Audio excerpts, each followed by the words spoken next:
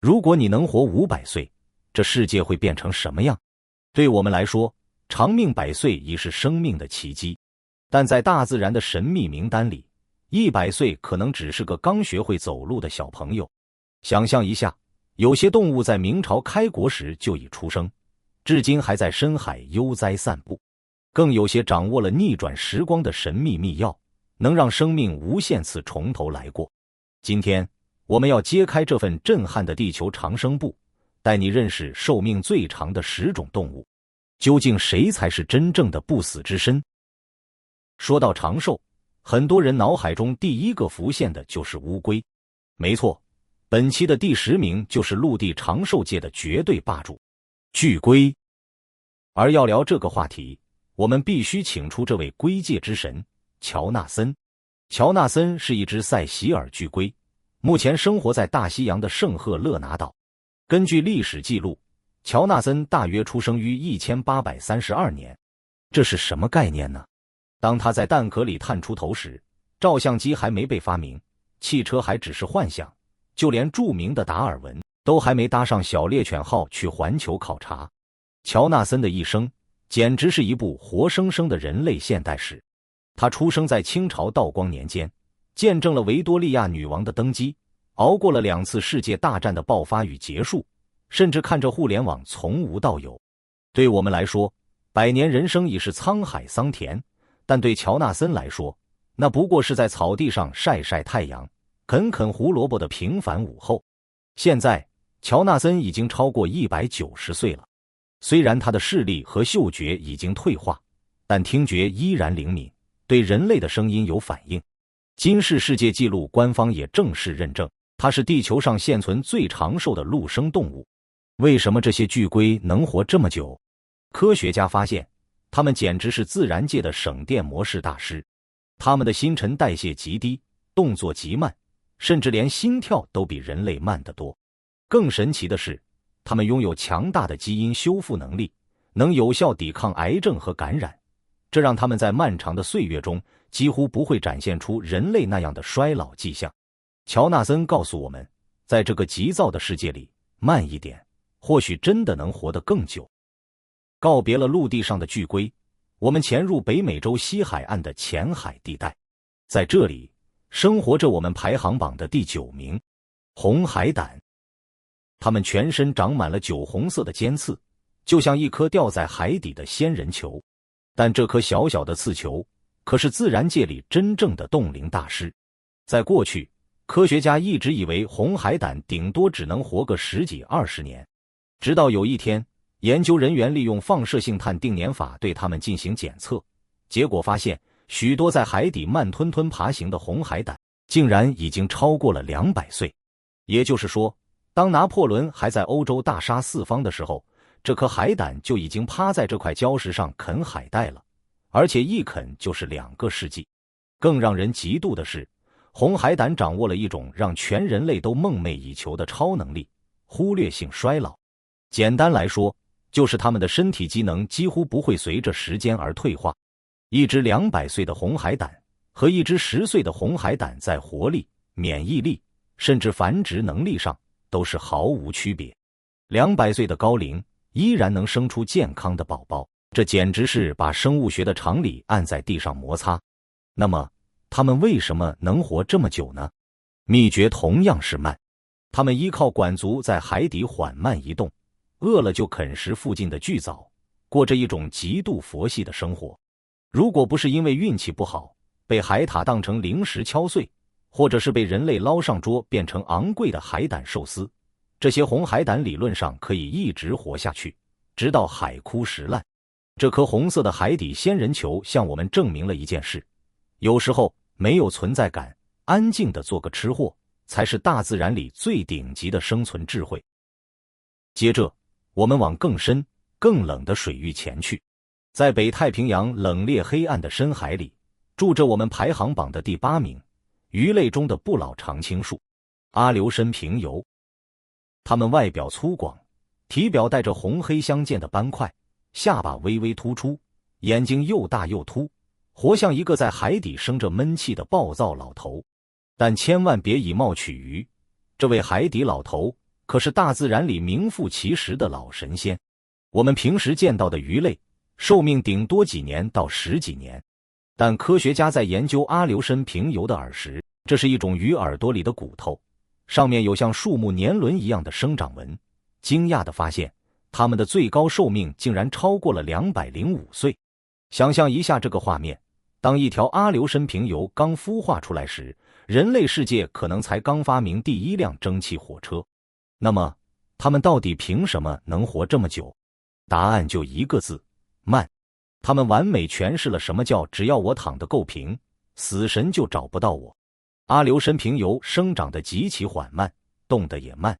在深海低温、食物匮乏的环境下，它们把新陈代谢降到了最低，不争不抢，不急不躁，甚至连性成熟都要等到20-30岁以后。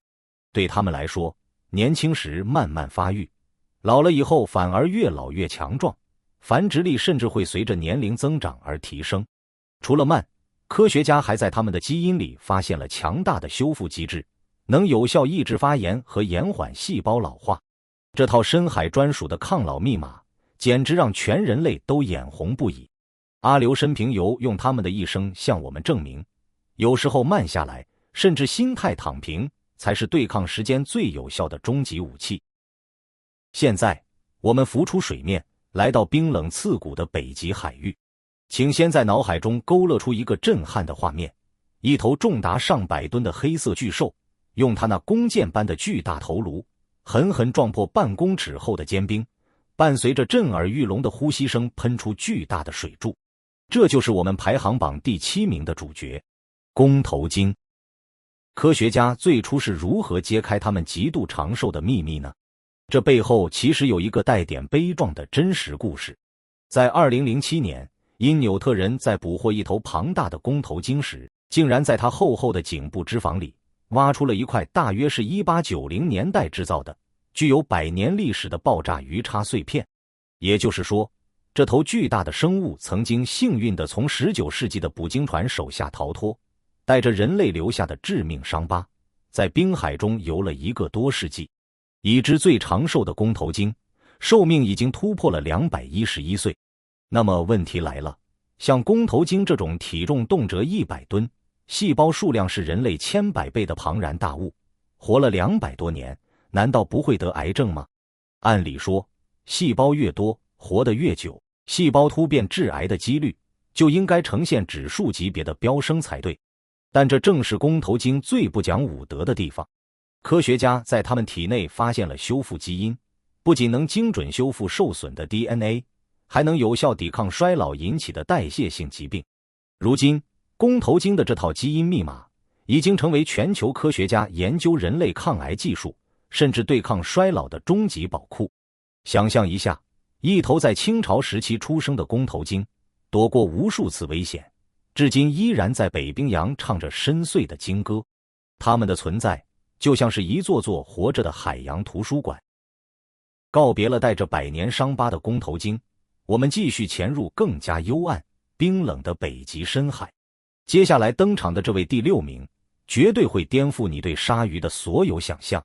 它就是地球上最长寿的脊椎动物——格陵兰鲨。格陵兰鲨长得一点都不符合我们对鲨鱼那种冷酷杀手的期待。它们体型巨大，但动作极度迟缓，最高时速只有可怜的2.6公里，简直比人类散步还要慢。更惊悚的是，大多数格陵兰鲨的眼睛上都寄生着一种发光寄生虫，导致它们几乎是半瞎的状态。科学家透过分析它们眼球晶状体的放射性碳同位素，得出了一个让人头皮发麻的结论：格陵兰鲨的极限寿命可能超过400岁。想象一下这个极具视觉冲击的时间线，如果现在有一条400岁的格陵兰鲨正在冰海里慢悠悠地游着，那么当它刚出生的时候，明朝都还没灭亡。它在海里游着游着，清朝建立又倒塌了，继续游着游着，2次世界大战打完了。等它游到今天，人类都已经把探测器送上火星了。更让人哭笑不得的是它们的发育速度。这条鲨鱼的慢是全方位的，连谈恋爱这件事都不着急。格陵兰鲨大约要活到150岁，体长超过4公尺时才算真正成年，开始寻找伴侣。也就是说，在他们漫长的余生中，光是母胎单身的青春期就长达1个半世纪。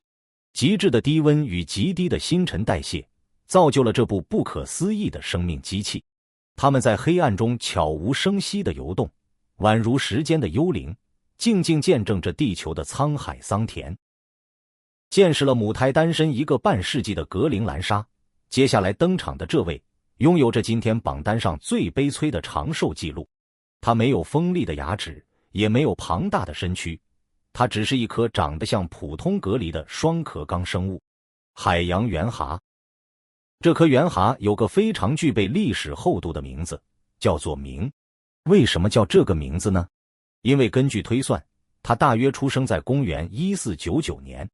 没错，那时候中国正处于明朝弘治年间，哥伦布才刚刚发现美洲大陆不久。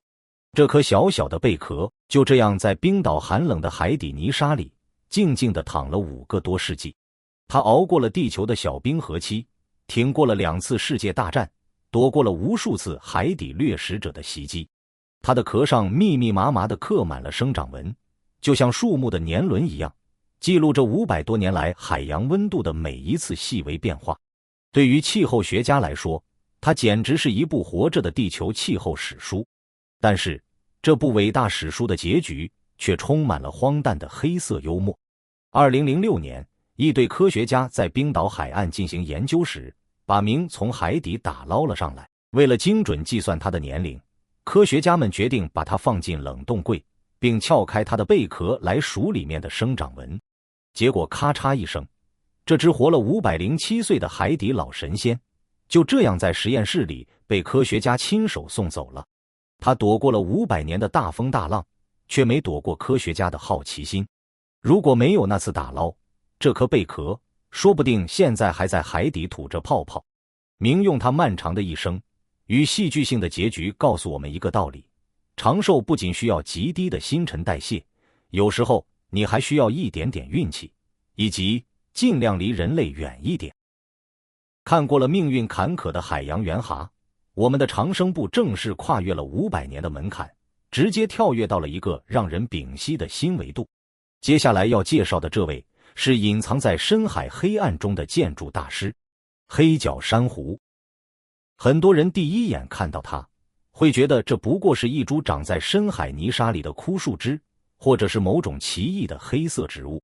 但请记住，大自然最擅长的就是伪装。黑角珊瑚其实是动物，它们是由无数个微小的珊瑚虫集结而成的生命共同体。这群小小的生命，在深海几百甚至上千公尺的地方，利用分泌出的蛋白质构建起坚硬如石、漆黑如墨的骨架。它们生长得极其缓慢，每年可能只长出不到1毫米。但正是这种近乎停滞的生长速度，让它们换取了近乎永恒的时间。科学家利用放射性碳定年法对夏威夷深海的黑角珊瑚进行检测，惊讶地发现，有些个体的年龄竟然超过了4000岁。4000年是什么概念？当这株黑角珊瑚还只是一个微小的幼体，刚开始在深海扎根时，古埃及人可能正在烈日下修建宏伟的金字塔。当它长出第1根分支时，古希腊的文明才刚刚萌芽。它在绝对的黑暗与寂静中静静地矗立了4个世纪，见证了人类无数个王朝的兴起与覆灭，躲过了无数次波及全球的气候灾难。对于黑角珊瑚来说，人类历史上那些波澜壮阔的史诗，不过是海面上几次微不足道的波浪。他们用那漆黑坚韧的身躯告诉我们，真正的强大往往不在于尖牙利齿，而在于那份与时间共舞、与寂静为伴的非凡耐力。当我们的长生部来到前3名，时间的单位已经不再是100年或1000年，而是跨越到了惊人的万年级别。接下来要介绍的这位，是地球上真正的骨灰级元老，隐居在深海黑暗中的建筑大师——玻璃海绵。它们的骨架并不是普通的有机组织，而是由2氧化系构成的，也正是制造玻璃的主要原料。这让它们看起来就像是一座晶莹剔透、结构复杂的深海玻璃城堡。这群低调的玻璃艺术家生长在冰冷、高压的数千公尺深海中，在那里，时间仿佛是静止的。玻璃海绵利用极其微弱的洋流过绿海水中的微小生物，它们的新陈代谢缓慢到几乎无法察觉。科学家在对南极海域的玻璃海绵进行研究时，彻底被震撼了。根据生长速率推算，有些巨型玻璃海绵的年龄竟然超过了1万岁。1万年是什么概念？当这座玻璃城堡在深海扎根时，人类的祖先可能才刚刚学会耕种，冰河时期也才刚结束不久。它静静地矗立在黑暗中，看着人类文明从原始部落发展到星际探索。对于它来说，人类几千年的文明史不过是海面上几场短暂的暴风雨罢了。更神秘的是，玻璃海绵的玻璃纤维结构竟然拥有比现代光纤更优越的光传导性能。科学家甚至在研究，这群活了1万年的老神仙是否隐藏着让人类通讯技术跨越式进步的终极密码。他们用那脆弱却坚韧的玻璃身躯，在绝对的寂静中书写着生命的传奇。如果你想寻找地球上最接近永恒的痕迹，那么这座深海里的玻璃城堡就是最完美的答案。当我们的长生部来到亚军位置，我们也来到了淡水的池塘或溪流中。在这里，隐藏着一个让生物学家集体崩溃，甚至怀疑人生的神秘生物——水螅。